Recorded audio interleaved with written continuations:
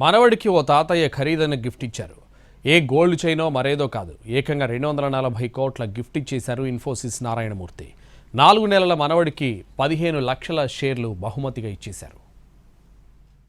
ఇన్ఫోసిస్ సహ వ్యవస్థాపకుడు ఎన్ఆర్ నారాయణమూర్తి దేశంలోని మిలియనీర్లలో ఒకరు. కేవలం 10,000 రూపాయలతో వేల కోట్ల సామ్రాజ్యాన్ని స్థాపించి ఎంతో మందికి ఆదర్శంగా నిలిచారు. తన మనవడికి 240 కోట్ల గిఫ్ట్ ఇచ్చారు నారాయణమూర్తి. 4 నెలల ఏకాగ్రహ్ రోహన్ మూర్తికి 240 కోట్ల విలువైన షేర్స్ బహుమతిగా ఇచ్చారు. దీంతో ఏకాగ్రహ్ ఇప్పుడు ఇన్ఫోసిస్లో 15 లక్షల షేర్స్ లేదా 0.04% వాటా కలిగి ఉన్నాడు.